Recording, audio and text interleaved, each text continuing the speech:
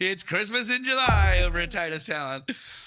Hey, welcome to Titus Talent Talks. My name is Jonathan Reynolds, your host of our exciting podcast where we spend time with leaders from all over the country and the world talking about leadership, talking about business, talking about talent, talking about people, talking about hiring, engagement, retention, development, and everything in between that goes into business leaders' lives. We're going to get personal. We're going to get raw. I just asked our guest, is there anything that's off limits? And he said no. So we're going to get raw and real today. I'm trying to catch him off guard. Nah, I won't. It won't be that bad. But I'm sitting here with Tyler Dolph, CEO of Rocket Clicks, a very cool, very fast-growing company, and an exciting company. We're going to hear a little bit about them today and some of the things that go on in their world. Welcome, Tyler Dolph. Thank you so much for having me. It's a pleasure. It is good to have you here. We're sitting in this like weird thing. We've got microphones going here. So if I'm doing this now. So where do I look? Where do I put my hands? It's good to have you here in my home studio in Geneva, Illinois. I moved here a year ago. It's the first time having you here in the studio. But we've spent a lot of time interacting. I'm not paying you to be here, and you're not paying to be here. There's no sponsorship going on here, but I do want to hear a lot about Rocket Clicks. Hey, I know that a lot of podcast people actually have to pay to be on. It's a whole thing. Sponsor to be on. Yeah. We're not doing that here. This is going to be real and raw, and there is no script. Tell us a little about. Tell us about Rocket Clicks first, and then I'm going to get into who you are. Sure. Well, Rocket Clicks is a hyper-focused digital marketing and advertising agency. I always say that we're in the client service business. We just happen to be really good at digital marketing. So at the end of the day, we have to work with people, and our clients are people. And in being in the client service business, we have to have an understanding of how to work with people and understand what success looks like, similar to your business. Yeah, hyper-focused. You were specific about saying hyper-focused. What's the opposite? And are you comparing yourself to other people out there who are maybe not hyper-focused? Well, if I just say, well, I'm in marketing, that could mean a million and one things to a lot of different people. There's email and television and billboards and newspaper and all different types of advertising and marketing. Well, we focus on the online marketing section, which would be a paid media. So if you're searching on Google and you see advertisements there, or social media channels, there's advertisements in the news feed, and then as well as organic search channels. So helping our clients' websites convert more purchases or more conversions, which would be leads. And so if we are doing both of those together and we're doing a great job, we're helping our clients grow their businesses online through the efforts of our team. So if I wanted to hire you guys to send out fax messages about super desperate deals that we got going on, we would not do a very good job. Okay. Do you remember those? Oh, sure. You're in the office. It's like $299 to vacate all inclusive to Haiti. You're like, what? Fully in. 5 days and 5 nights. It's amazing that worked. I don't know who it worked, but okay. So give me an idea then. What kind of company is like you just love working with? Not like your ideal client. I understand there's a business strategy, but when you personally sit with a company, you're just like, oh, this lights me up. And I understand by saying this could corner you, but I just want to hear what. No, all good. We love businesses that understand their metrics. So if I walk into a new business meeting and the potential client understands what a lead is worth. What is the lifetime value of a customer? Okay. What is the current acquisition cost of getting a new customer? Interesting. If they have that information, that allows us to do our job more effectively and have a much clearer picture of what success looks like. Yeah. Because then we can talk to them in terms that they understand. Okay. It's much more difficult if, say, we're talking to a business owner and we say, oh, great, you've grown this business to XYZ revenue. What's a client worth? And they go, oh, I don't really know. We just get them through referrals or blah, blah, blah. That's much more difficult. We have to then go, okay, let's start from the foundational stage and help you understand how much we're willing to spend to go get a new customer versus already knowing that going in. Okay. I am imagining that some people who are listening here going, shoot, I don't know that information. How do I find that information? Where is that saved? Is there a process that you take people through when they say, I don't know? Yeah, it happens a lot in lead gen businesses, right? In e-commerce business, we can say, okay, we spent, $10,000 on ads. We generated $50,000 in revenue. We know that your margins are, 30%. So we can arrive at what a return on that ad spend is. Okay. If I'm selling, say, if I'm a manufacturing company and I have a custom metal stamping business, yeah. Well, you're in the lead generation business. So let's say Caterpillar calls. Well, what's Caterpillar worth to your business? Yeah. In starting at that foundational stage, say, well, how many pieces do you produce a year for Caterpillar, and what's your margin on those pieces? And okay, if we could get you 5 more Caterpillars, what are we willing to spend to go get them? And helping the client understand that it's not a 1-to-1 ratio. It's really about understanding the value of a customer over the lifetime of that relationship. Wow, that's cool. That's cool. How did you get into the business? So I started my career in Denver. And then I met a girl from Wisconsin, and we moved back to Wisconsin after we got married to have 2 little boys. And I worked at a very large event marketing company, and I was traveling all the time, and it was really difficult to start a family when you're always gone. Yeah. And so I was on a flight, ironically, back to Denver, and I was sitting in the exit row. I was on a Delta flight. In this particular plane, I was sitting across from, there was a stewardess in a little jumper seat. Yeah. And so I get on the plane, I sit down, I open my self-help or leadership book, whatever I was reading at the time. A gentleman comes and sits next to me and does the exact same thing. We kind of, oh, hey, hello, how's it going? Whole flight, we don't say a word to each other. Yeah. We land. Yeah. And as we're all getting up, someone from behind us comes and starts just yelling at the stewardess about something, about whatever it was. This gentleman next to me comes in and just saves the day in a way that felt magical. Yeah. And I'm like, I got to know who this guy is. So I end up chatting him up through the jet bridge. And in Denver, you got to take a train to get to baggage claim. And he tells me that he owns this little advertising agency called Rocket Clicks, and I was telling him how I'd love to get back into the small business game because I'm traveling a lot. He basically says, okay, well, here's my business card. Follow up with me. Let's see what happens. Well, as it turns out, that was the owner of Rocket Clicks that I sat next to on the plane. I did not know this. This is cool. The best part of that story is he had a first-class ticket, but he was traveling with his wife. So he gave his wife the first-class ticket, and he came and sat back with me. So the chances of me meeting him was insane. That is awesome. It was really great. So we talk about that all the time, and it was just it was serendipitous. Yeah. So you acquired the business off him.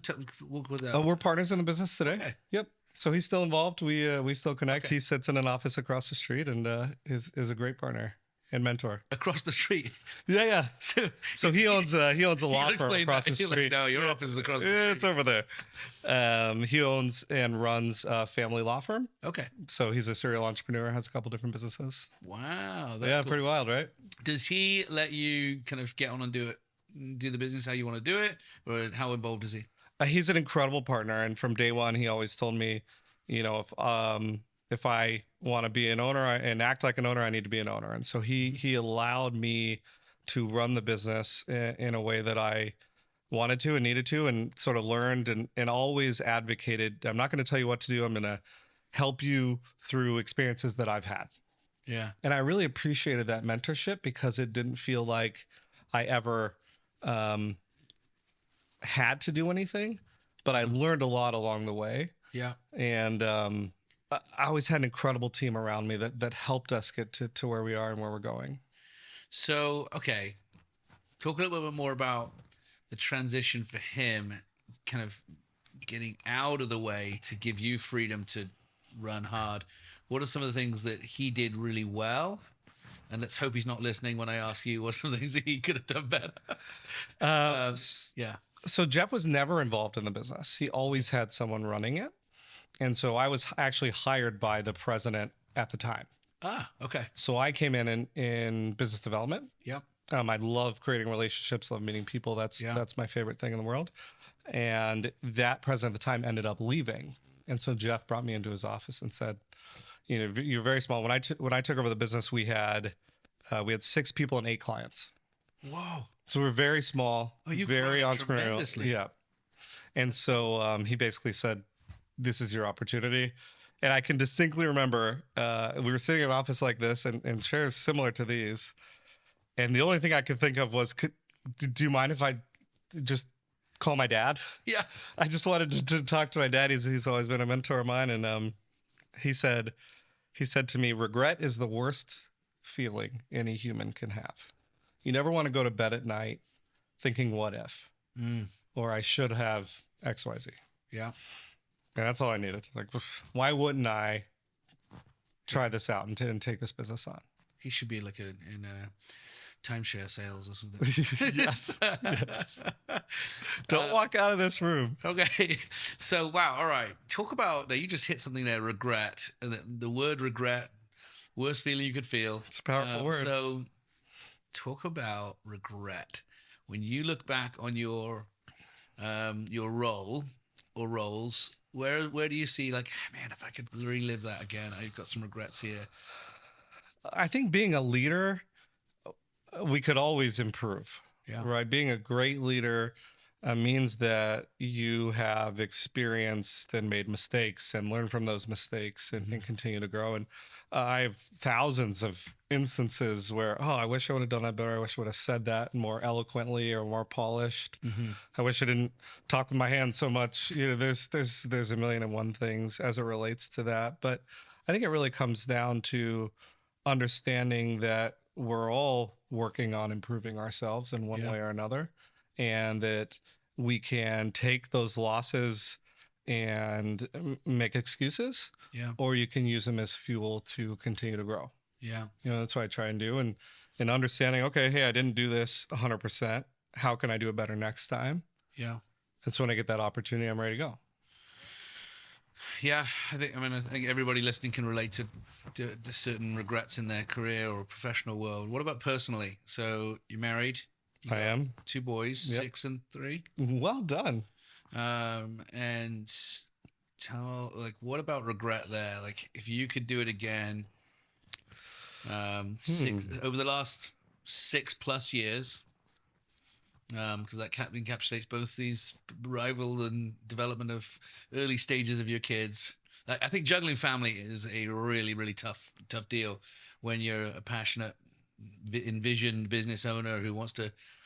It's easy to have more strategy and vision for your business and have it written down than it is for family. Sure. And I'm speaking from personal experience, so maybe that's projecting on on you and everyone else. But are there areas where you look back on and think, yeah, if I could do that again, I would? For me, when it comes to my family and especially my boys, it's all about focused time. So I have regret whenever I'm home and we're playing or wrestling or doing whatever, and I look at my phone or I take a phone call that I didn't need to take or that it didn't happen. But it's for me, it's hard to turn off. Once I come home from work, it's hard to get out of work mode. Why? I think just because that's who I am as a person.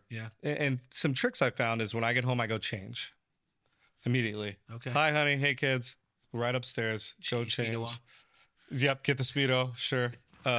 Whatever feels right in the moment, and that allows me to take a collective breath. Say, okay, now I'm home. I can be in home mode. That's good. Clever. Yeah, I've worked on putting my phone in a drawer. It's very difficult sometimes, especially during high stress moments during the week, or something may come through, and but I want to do more there. I think what percentage of the time do you actually change your clothes? Like 100%. Really? Yep. Every day when I come home, that habit is. Who does the laundry? It's we have a good arrangement, my wife and I. She's like, do not soil these. Please keep them clean. Yes. Okay, so you change your clothes. You put your phone in a drawer. 100% of the time, you put your phone in the drawer? Nope, phone in the drawers. That's still working on building that habit. Do you have a watch? I have a watch. I took it off for today, so it wasn't buzzing on my wrist. I'm new. I just got this for my birthday this week, so it's beautiful. I'm used to this new Apple Watch thing. But the reason I didn't want one because of the notifications and interruptions. I'm like, why would I want that? For the same reasons you're talking about, being connected with your family. But I understand you can turn notifications off. So sounds like there's a setting for that. Yes, they came up with that recently, apparently. Okay, so change your clothes, phone in a drawer. If your wife was sitting here, what would she say one thing that you should regret? The phone. The phone? For sure. Is that the area of conflict? It is. Okay. Yeah. Well, did she have a solution for you? It's the phone in the drawer. Phone in the drawer. Yeah. Okay. Let's get it out of sight, out of mind. Yeah, it's amazing. I mean, it's easy to say. Very easy to say. Quite difficult in practice. Totally. I mean, yeah, it's good. I'd love to hear in the comments below just whatever else comes up with that helps them stay focused as business leaders, whatever your role is. You know, you're caring for people.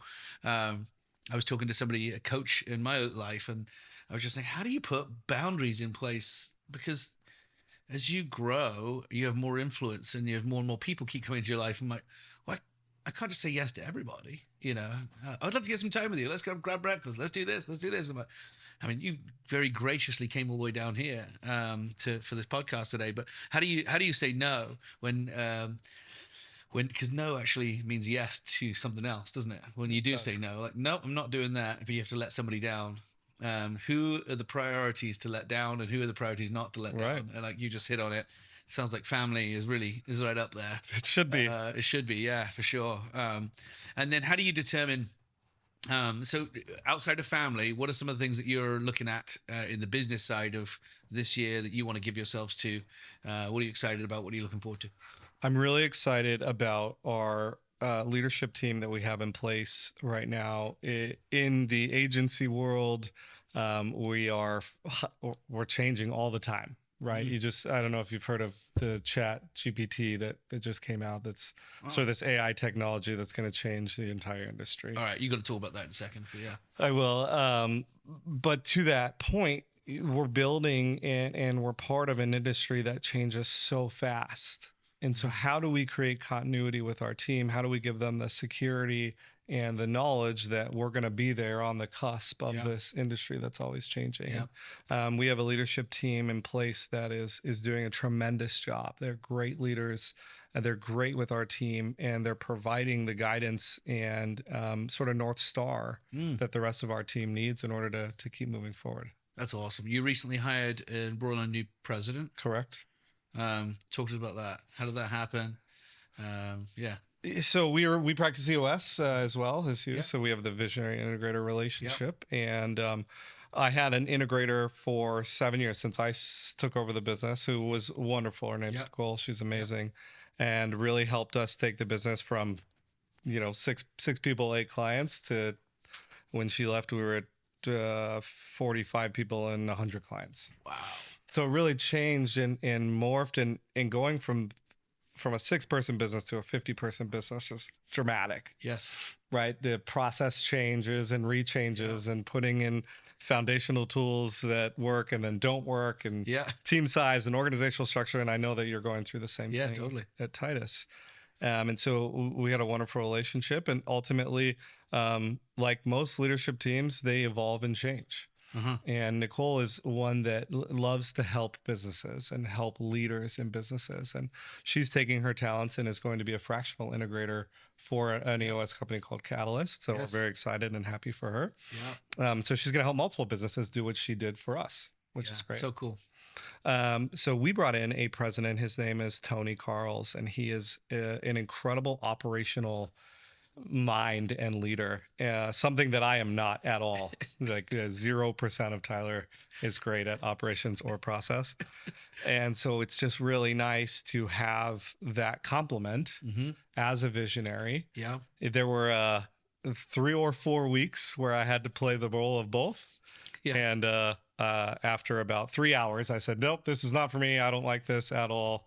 Not my area of expertise. So having Tony there as a rock to be able to drive our operation forward from a process standpoint and a leadership standpoint. He's a great leader, and he works with our leadership team to take my vision and turn it into a reality. Yeah, that's cool.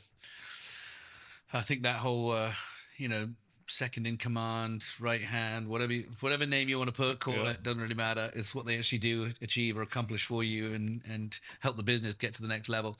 It's so critical. I was literally talking to somebody in my home yesterday, a contractor. He's the business owner, flooring company, and I was like, "You're here doing work in my house," and he had 26 employees, and I said, what are you doing? And clearly he needed that right hand operations person to free him up to do what he needed to do. So I'm a big fan, of that. But you hit on one thing. You said something about a chat bot or something, and I'm intrigued. Like, so there, and I'm a novice still. It's fine, but it's a program that's been developed called GPT or GTP, and it uses AI to fulfill queries the same way that Google does, right? You type into Google, book on entrepreneurship, and it's going to send you results. Well, takes it a step further. Last night I was playing with it, and here's all I typed in. I said, write me a children's book that rhymes about two brothers named Michael and Noah.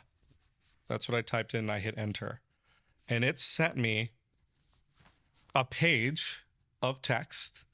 And it was a literal story that rhymed about my two boys that went on an adventure, and they had to cross a river, and they got to the other side, and that was the culmination of them like, oh, we can do anything together as brothers. It was unbelievable. How quick was it? Instantaneous. It was instantaneous. I would encourage all the users and all the listeners to go and just go have a play. It does all kinds of things. All right. So everyone's rewinding right now. What did he just say I'm supposed to do? Like, what's this app? And you could tell it to do anything. That's wild. People are creating contracts through it.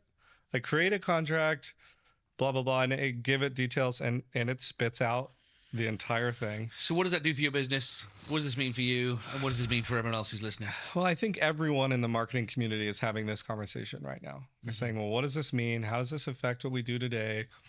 I know businesses and marketers that are using it to create landing pages, that are using it to develop content for businesses based on a specific product. They're using it to write ad copy for their ads. It could be a complete game changer. I think the jury's out. I mean, we're talking 90 days ago, this thing came out. So I think it'll be really fun to have this conversation in another 90 days. Let's do it. Let's do it. Yeah, because it's going to continue to change. That's wild. It's insane. It is crazy. I mean, I'm just looking at every industry that's the technology and is just impacting, transforming. It is. In our space, I was looking at the whole, I obviously know that technology is going to, and AI is going to have an impact on the space of talent strategy, whether it be hiring, recruitment, engagement, retention, development. But we are in the people business, and so what we've doubled down is we're going to be the absolute masters of people, but the relationship side. Yep. We're gonna focus on everything that AI can't do. We're taking the exact same approach. So it's relationship. Like you can't. If I told you that I could automate everything to do with your parenting and your relationship with your wife, so that you only have to do 10 minutes a week. And it'll be amazing 10 minutes, but all of the other junk where you're wrestling with your kids after, and you're changing clothes, and I can make sure that's all taken care of for you, so you don't have to do any of that. You'd be like, what? I don't want that. No, thank you. Right. I don't want that. I didn't do this relationship thing for efficiency or productivity.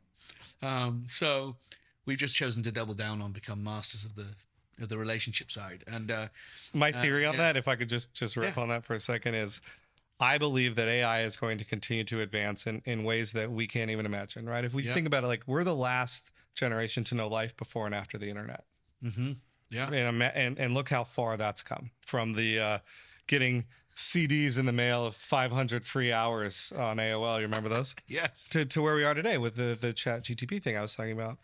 Well, at the end of the day, for us in our business, to me, the word strategy is going to be the great differentiator.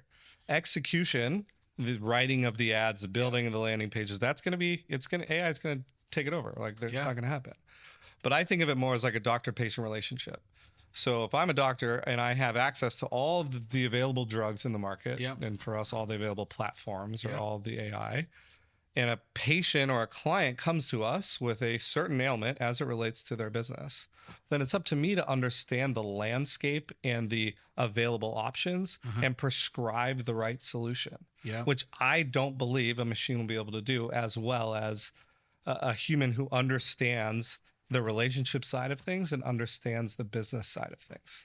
Wow. Yeah.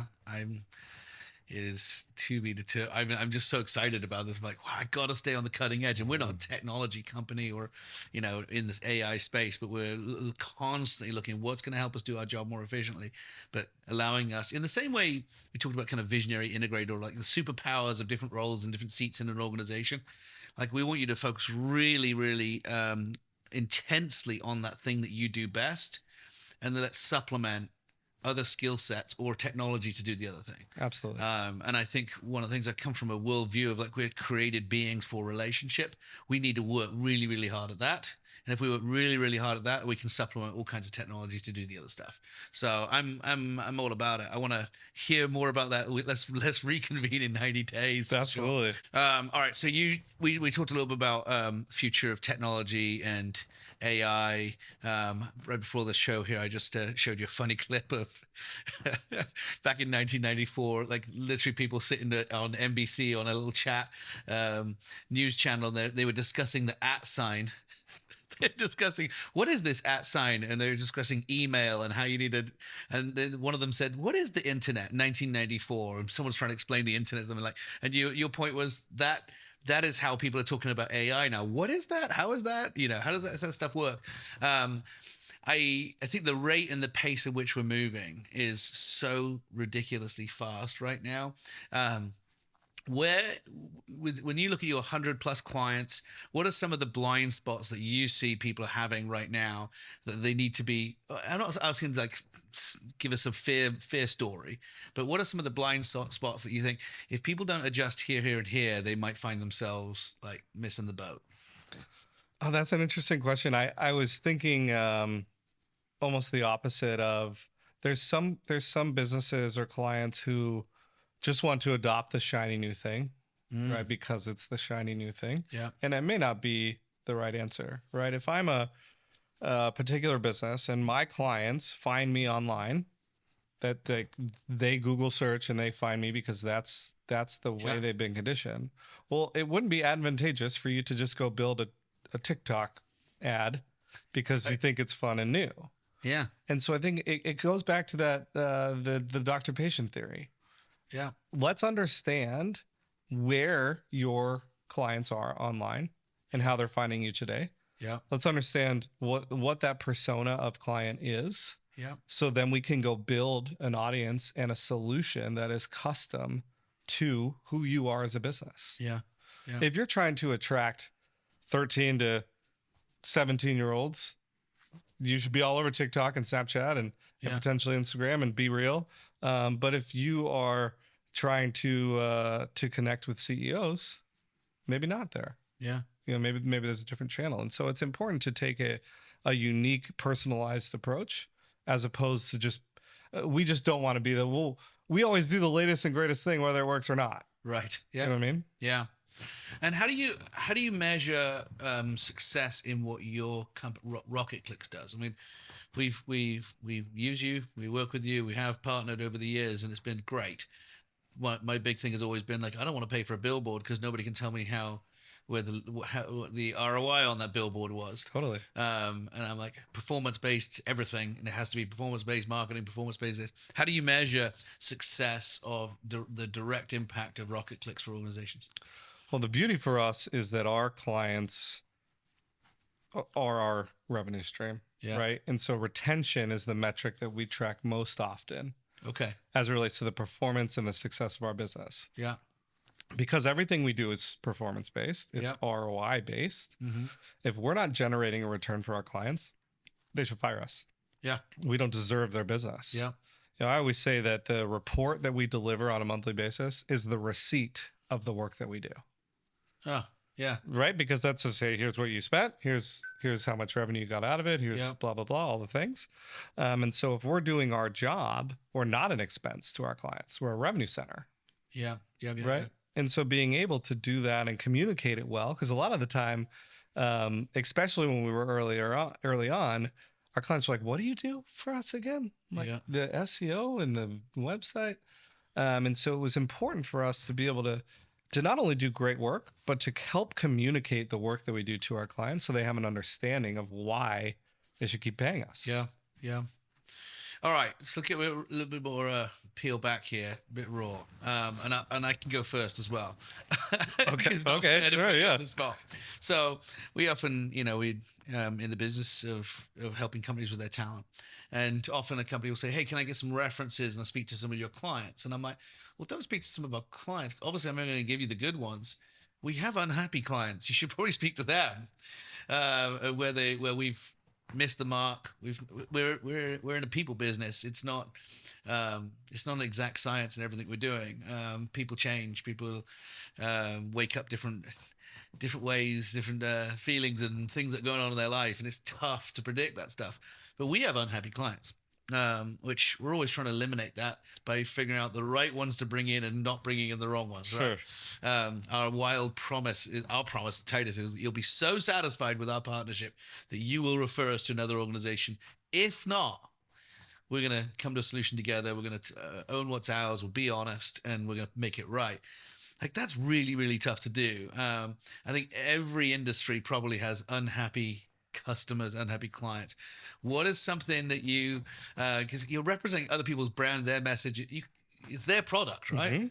Like, you're just this channel and the funnel. What if their product or services just sucks, and people aren't buying it and you're getting hung for it, Right. What's like, how do you handle some of those situations? I mean, I'd be interested to know, partly because I want to learn and I want to get better at this myself as a company. We're always looking to, grow relationship with our clients.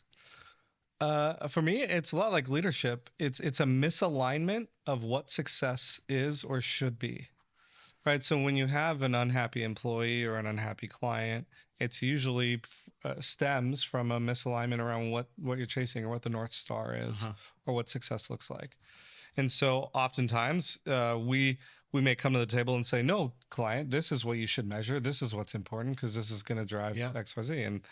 And they could be like, "I don't care. This is what I want. This is what I want to achieve, and are you willing to do it?" Yeah. And for us, we have the benefit of being able to be a little bit more picky when it comes to the clients that we work with. And so we're able to assess early on, hey, is this going to be a good fit? Are we aligned on what success looks like? Is this something that we can achieve together? And if not, that's okay. Yeah. There's 1,000,001 marketing agencies out there. Yeah. And there's great agencies that are low cost that help small 1, 2, 10 person companies grow to 30, 40, 50 employee companies. I always say that we're usually our client's second or third agency. And if we're doing our job, we're their last agency. We're rarely their first. Really? Okay. So that's interesting. So why are people churning through agencies? I think there's a lot of sales on the front end, a lot of promises. Of course, we'll double your business. We promise. Our system is so unique. And if that doesn't happen, because of the metrics and tools that are involved, it's really easy to determine, is this going the right way or isn't it? Yeah. Are you doing what you said you're going to do or aren't you? How fast should a company know? Well, it depends on the business. Okay. Right? That's the worst answer in marketing is it depends, but it's the most common answer. Yeah, I hear that a lot. So special. If you're an e-commerce business and you have sales every single day, you can determine really fast. Are my sales going up? Are they going down? Is it seasonal based? Blah, blah, blah. If you're a manufacturing company and you only say need 5 customers a year, well, it's going to take a bit longer to determine is this working or not because your sales cycles are so long. Right. And so again, taking that personalized, unique approach is going to help you determine what success looks like early on. Yeah. And so if we can do that front end work for our clients and say, here's what it is, here's how many clients you need, here's the lifetime value, and here's what a customer's worth, and all of those different metrics, then it's easier to align on, are we in this together and do we believe in the same thing? How does somebody determine whether, like, I mean, you mentioned they churn through different marketing companies. How does somebody, a business owner or head of a chief marketing officer, determine like that's a charlatan? That's somebody I don't want to be. They're promising the world, they're not going to deliver. How do they weed them out quickly? Like, what's the sniff test? I think that, and I'm going to keep saying this, right? Data in our industry is everything. It's the gold standard. And so if you don't have access to metrics, right? If an agency says, no, don't worry about it. We're fine. We got it. You just, take the leads. Everything's going to be okay. Yeah. A lack of transparency to me is a big red flag. Okay. It's their account. It's their money. It's their business. They should have access to everything. Yeah. In my opinion. Right. So we manage accounts on our clients' behalf. We don't own any of it. Right. Okay. Right. Because we are there as a consultant to help them. And so data transparency is really key. Okay. So if they're not giving you access to the data or they're not reporting on the data correctly. And that should be how often? Monthly at the bare minimum. Okay. Yep. Depending on the size of the business and everything. Right. Okay. Well, that's important because I'm trying to figure out. I'm thinking through the lens of hiring. I mean, people say, "What's the greatest interview question of all time?" Like, how do I figure out somebody's good or not good? I have the answer for that one too. But what is it? You're leaving the audience hanging. We'll get there. So there's a great book out there. You should read it. It's called "Right Seats, Right People." No, but yeah, anything else in a sniff test that somebody needs to be aware of to weed out if they're considering a new marketing agency, or they're not even considering a new marketing firm to partner with them, but they're like, I don't get reporting like that, or I don't get transparency on the data. Like, what are they looking for? I think communication plays a huge part, right? Again, we're in the relationship game. Yeah. If you don't feel like you can have real conversations with your agency partner, real direct, transparent conversations. Hey guys, we had a bad month. Yeah. What happened? And if that agency doesn't own up to it, listen, we tried this test. It didn't work out for these reasons. Here's the KPIs behind it. If they say, oh, we don't really know, we're not sure. Oh man, that stinks.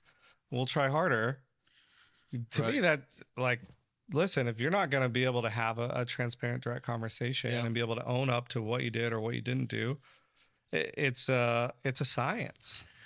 Does an agency need to have an experience in their specific industry? Do you believe? I actually don't believe that you need experience in the industry because the platforms are all similar, right? So if you know the platforms well enough and you're great at understanding a business, then necessarily you don't need industry experience. However, there are many agencies that have built a wonderful living on, we only work with plastic surgeons. We only work with dentists. And from a business perspective, it actually sounds kind of nice. It's rinse and repeat. You don't have to spend money learning the business. You already know it. You can just, make an assembly line out of it. But at Rocket Clicks, we've taken a different approach. We've taken a more custom, personalized, individual approach. And to do that, that means that we don't work with our clients' competitors. So because of that, we can't develop expertise in a single industry. Yep. Because that would mean not having an authentic relationship. Totally. We've chosen the same path as well. Like, we don't work with direct competitors because that'd be bad. Right. Because we're stealing people for our clients. That's right. You can't steal it from the same pool. Same deal. If we're bidding on an ad or bidding on a keyword, you're just going to increase and inflate the cost of that keyword by doing it in the same space. Wow. Yeah. And then you're just selling to the highest bidder and your clients are actually... Who wants to pay me more? Yeah. Which that doesn't feel like a relationship. It's like recruiting. That's the same as the traditional recruiters who will pay me for the highest pay for this best candidate. Exactly. Interesting. Cool. So, all right. One thing you want to learn and grow this year as a leader. You want to learn and grow in this year. Wow. That's just one. I got a whole list. It's not in order of importance because it's harder to say. But what's something that you're like, hey, I really want to grow in this as a leader this year? I would love our team to understand, adopt, and believe in a revised vision and values as it relates to where we're going as a business. Interesting. I did. So revised vision and values. Is that you going through a read? We are. So as you know, we went through a leadership transition. Yep. We have a new leadership team, and continuity is extremely important in moments like these, right? You want to be able to build some security because our team has gone through some significant change. And so in doing that as our new leadership team, it felt that we only could start from the foundational stage, because those values weren't our new leadership team's values. The North Star was not the new leadership team's North Star because they weren't there. Yep. And so giving them a voice and an opportunity to be a part of what's next and to help write that story, that's cool, is extremely important for them to get buy-in and for them to get buy-in from their team. And so as we're going down this journey, I find it to be extremely important to have our team embrace and adopt this new reality. That's cool.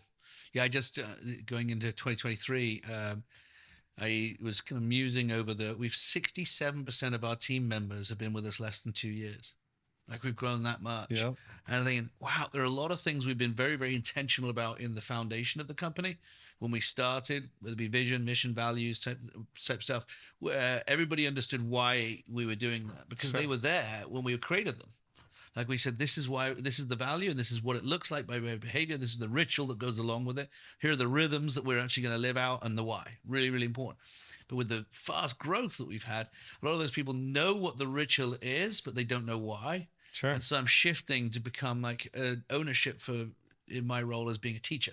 Like, I want to teach the unpack the why behind it, so that all of the newer folk who've joined us in the last couple of years understand, why do we start every meeting this way? You know, why is it when we have a brand new associate level employee who's totally new to the organization, on their very first week, they speak to the entire company? Like, why do we do that? Well, they'll in front of 200 people on a Zoom meeting, they will introduce themselves and explain why they chose to join our company. There is a reason and an intention behind it, but I just feel like really unpacking why, and being because we're intentional about everything we do, but people don't understand what the intention was. They just know that we did it. I think as leaders, it's easy to check that box. Yeah. Oh no, we did our values. They're right there on the wall. Like, come on, who cares? But as an employee, well, why is that value that? Yeah. As opposed to what it was at my last company. Yes. And as leaders, it's important for us to never just slap the poster of values on the wall and never talk about them. And so I love, and knowing you and knowing your business, the way that you embody your values and live them out is truly important. And I'm encouraged that you're taking that next step. The definition of words is so important. Obviously, we're going through that nationally here. It's kind of like, what does that word mean? What does that word mean? But we do that at Titus as well. It's kind of like, what does the word integrity actually mean to us? Not the dictionary definition. What does it look like by way of behavior? Because we've got to hire based on that. We've got to challenge and develop and grow people based on that definition. And we've got to reward people, and then sometimes part ways on the violation or multiple violations of that definition. And like, I've traveled the world. I mean, I was 45 different countries I think I've been to in my life. And everyone can say, oh yeah, integrity is important. Sure. It looks very, very different wherever you travel, you know? And you hear people say, well, integrity is very, very important, but white lies are different. I'm like, what's a white lie? Like, what does that mean? Like, oh, if it feels awkward and you've got to get out of a situation, then you're allowed to lie. Like, what? Like, how's that work? So, you know, like, if you're going, as I always ask people when I used to interview people for our company, I'm like, so it's 11 o'clock on a Tuesday morning. What did you tell your boss you're doing right now? Because you're sitting here with me. And they go, well, I said I was at the dentist. I'm like, oh, good one. Yeah. So it gets awkward. You just say you go to the dentist, and it's a get out of jail free, huh? They're like, yeah, you know. By the way, integrity is one of our values. Exactly. And I'm like, integrity is one of our values. And they're like, yeah, mine too. And I'm like, I think our definition is different, because in an awkward situation at Titus, when we tell the truth, that's what we mean. Like, what are you supposed to say? What? You have a personal appointment. That would be a truth. It's a personal appointment. It wasn't the dentist. So if I hire you and you join our team, and 6 months in you say, I'm going to the dentist, what should we assume? Should we assume that you're going to the dentist, or should we assume that you're interviewing for another position outside our company? Both are fine. You're allowed to go to the dentist, and you're allowed to interview for other positions at other companies. You don't need to lie about it, though. And so the trust, so I've ended interviews literally at that point. It's a great example. I'm like, you wouldn't fit here because I already don't trust that our alignment, our values are not aligned. And so we're not going to move forward. That's okay, you know. But I think the definition is super, super important as you're going through your reshuffle, rebrand, and that we're not doing necessarily a kind of a refresher of our values, but I'm really unpacking them. And I went through about I think it's about 26, 27 things that we do as our company, whether it be our values, our service values, like our promises, our uniques, like really unpacking them. And I'm going to be teaching them but month by month over the next couple of years.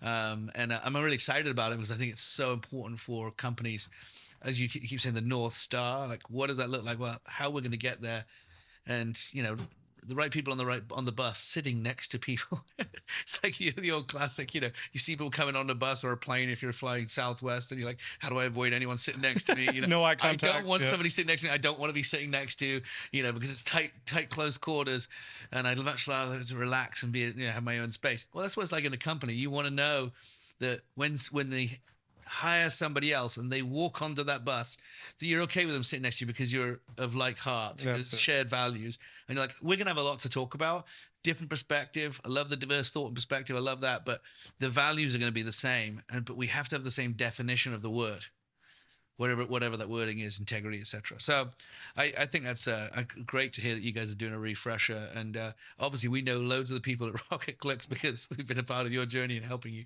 add to the team, which is a real privilege. So thank you for that. All right. So anyone who's listening who's like, I want to chat with Tyler a bit more about that, or I want to hear more about Rocket Clicks. I want to hear about how he did this, how you guys can help. Where do they find you? How do they track you down? Rocketclicks.com. We have our website, and we're all over LinkedIn. We do a decent job showing up for what we do, which is important in our space. Would love to chat with anyone and just learn more, right? Yeah. We're in the relationship game. Tell us about your business. Help us understand where you're trying to go. Cool. Well, it's good to have you here, and we'll go grab some lunch. Jonathan, thank you so much. Appreciate it. You're welcome. You're welcome. Appreciate you too. Hey, thanks for joining today. We look forward to seeing you on the next Talent Talks podcast.